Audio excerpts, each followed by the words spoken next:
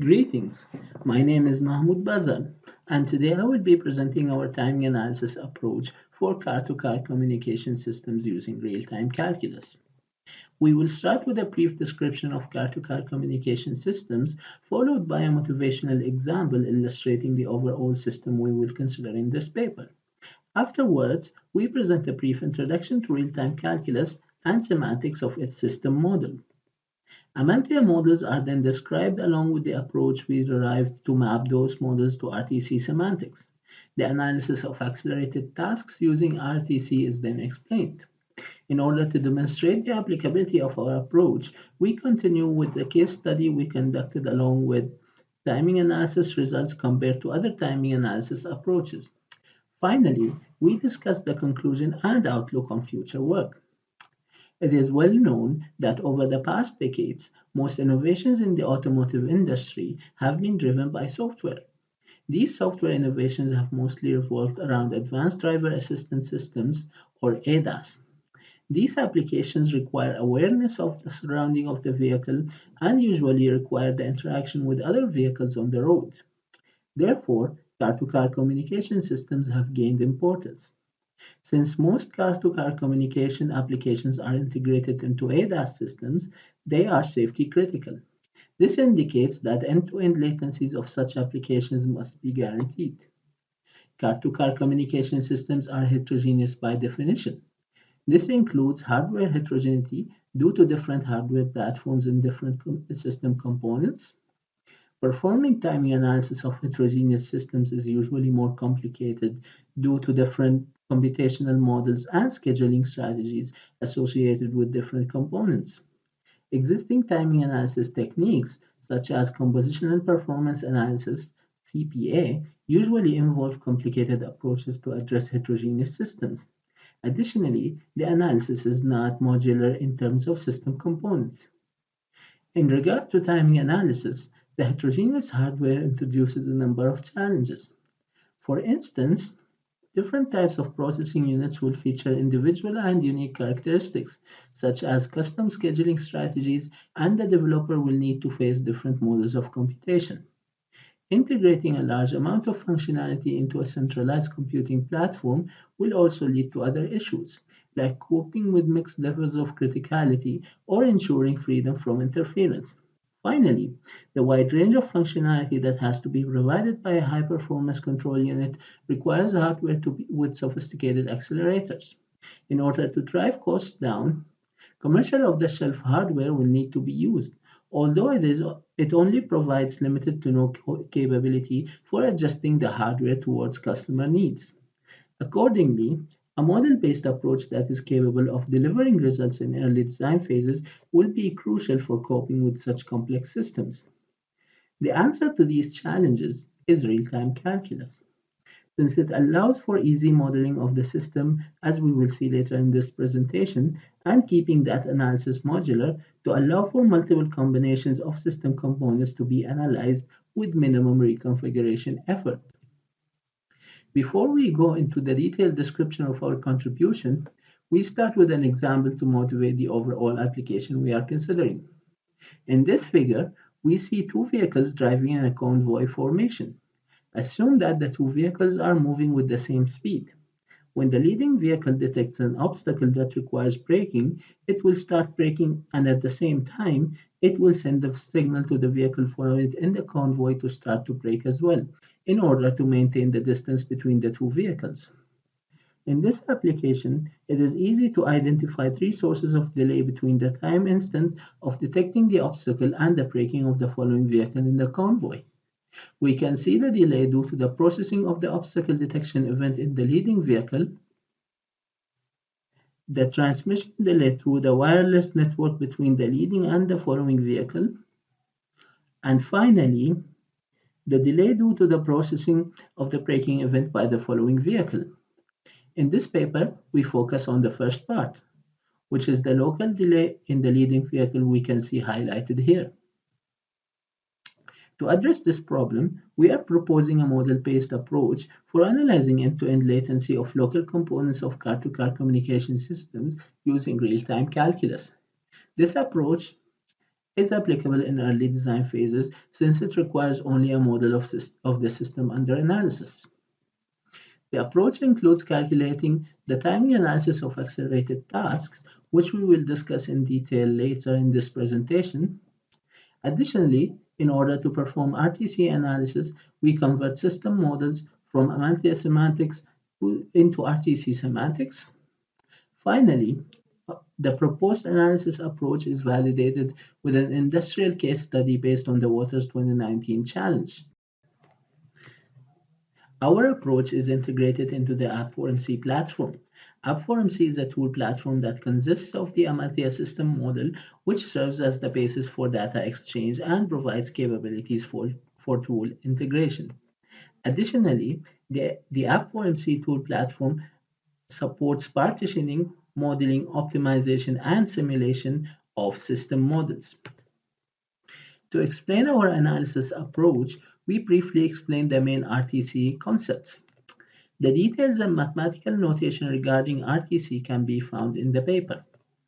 We first start by explaining the characterization of software demands and hardware resources in a system by using variability characterization curves. Here we can see a stream of events representing the activation pattern of a task.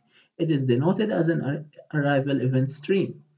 By using a sliding window across the arrival stream in time domain, we plot the maximum number of events occurring within that window versus that window's size as the upper arrival curve, which is shown here in blue. Conversely, the minimum number of events for a given sliding window size is denoted as the lower arrival curve, which is shown here in green.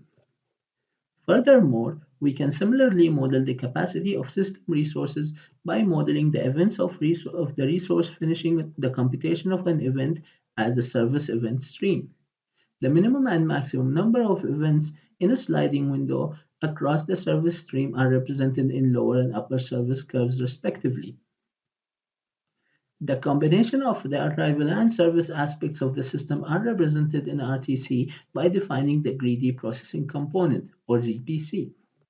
Processing a task represented by a pair of arrival curves with a resource represented with a pair of service curves transforms both arrival and service curves to represent the variability in the amount of finished instances of a task and the remaining resource capacity after processing that task respectively. In other words, the GPC represents the task in the system and the computational resource capacity allocated to it. The output service curve pair of the GPC represents the unused resource capacity, while the output arrival curve represents the frequency at which tasks execution is completed.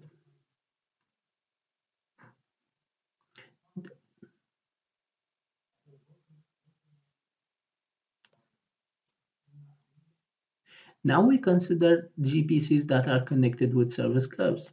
These GPCs represent multiple tasks sharing a given computational resource, such as a CPU. The arrangement of service curves of those GPCs define the scheduling policy used by that resource. Here we can see the representation of the fixed priority preemptive scheduling policy in RTC. GPCs correspond with tasks allocated to the processing unit. The unused resource capacity of a high priority task is allocated to the task with the next highest priority. We can see clearly here that the full capacity of the resource is allocated to the task with the highest priority. The unused capacity by this task is then allocated to the task with the next priority level, and so on.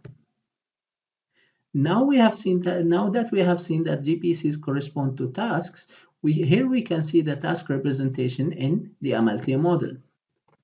Every task consists of a sequence of runnables that have their own computational demand. Tasks in Amalthea can have a periodic stimulus, meaning that they are released periodically.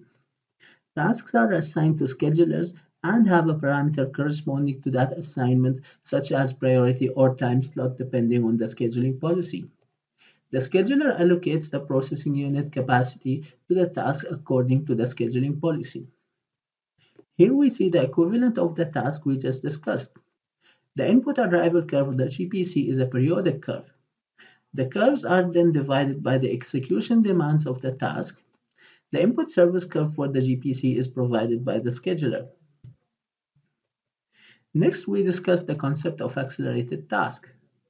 A task will have some of its execution demands being executed on a normal CPU, as we can see here. However, the execution demands of the task, which could be massively parallelized, are offloaded to hardware accelerator, while the task on the CPU is suspended while waiting for the hardware accelerator to finish its execution. And then the rest of the task is executed on the CPU again. Now we can see the representation of this accelerated task in the MLT model. The task is then modeled in RTC as follows. Note that the output arrival curve of the pre-processing phase of the task is fed through to the accelerated phase, and the same applies for the post-processing phase. The input service curve of the pre-processing phase is the output service curve of the higher priority non-offloading task on the CPU. The input service curve of the accelerated phase is independent of other phases and depends only on the local scheduler managing the hardware accelerator. Finally, the output service curve of the pre-processing phase is fed through as the input service curve for the post-processing phase. The overall latency of the accelerated task is then calculated using the pay first only once concept. For details about this concept and about this modeling of accelerated tasks in RTC, please refer to the paper. Here we can see a model of the in-vehicle subsystem of the automatic braking application which we have just discussed. The tasks are derived from the Waters 2019 model. The application here is running on the NVIDIA Jetson TX2 hardware platform, which consists of two CPU islands and an NVIDIA GPU used as a hardware accelerator. Each CPU core is managed by its own fixed priority preemptive scheduler, while the GPU is managed by a weighted round-robin scheduler. The application is partitioned into tasks, as we can see here. Some tasks can be assigned only to a CPU island, while others are assigned only to the GPU. These tasks are considered as accelerated tasks, since they must have CPU phases to condition their input and output data for the hardware accelerator. Some of the tasks are implemented such that they can be assigned to either a CPU island or the GPU. Here we can also identify end-to-end latency paths of the application. The end-to-end reaction latency of this subsystem is the latency of the longest path out of these task chains. The deployment of the software tasks to the hardware is derived using a genetic algorithm-based approach. We then compared the analysis results to compositional performance analysis and an offset-based analysis approach that was designed specifically for this Waters 2019 application. We modeled the weighted round-robin scheduler managing the GPU as a TDMA scheduler, which is pessimistic, while we compared the analysis under that model with CPA analysis of the same scheduler under both TDMA and under a precise weighted round-robin model that is available in CPA. Contrary to RTC, the end-to-end delay of the accelerated tasks under CPA are merely the sum of the delays of individual phases in those accelerated tasks. In offset-based integrated analysis approach, the same is calculated using the offset of individual phases. Please refer to that paper for more details on this. The results of the task delay analysis are shown here. They show that RTC produces the same results as CPA and integrated analysis approach for tasks under fixed priority preemptive scheduling. RTC is more pessimistic, however, for tasks under weighted round-robin, since it approximates that scheduling strategy with TDMA, while other analysis approaches can model WRR or weighted round-robin precisely. Since we use the pay first only once concept to calculate the delay of accelerated tasks, we can see that it produces results closer to the offset-based integrated approach than to CPA, which is more pessimistic in this regard. Despite the modularity and ease of use of real-time calculus, we can see that the runtime required for system analysis is significantly higher than both CPA and integrated analysis.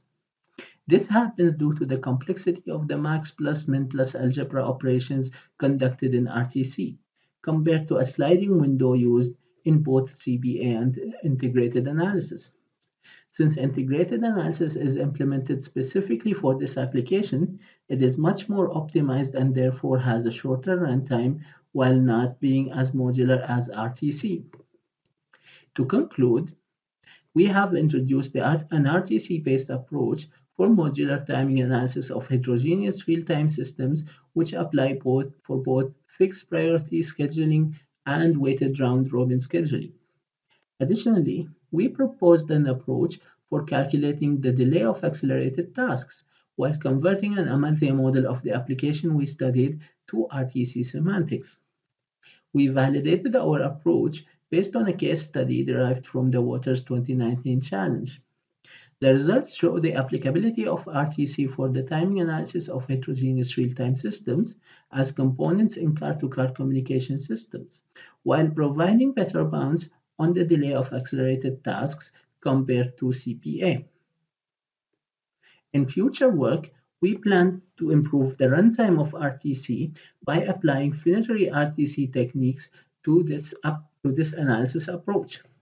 Additionally, we plan to derive tighter bounds on the end-to-end reaction latency of local components of car-to-car communication systems, as well as extending the analysis to cover the overall car-to-car communication, including all of its individual components.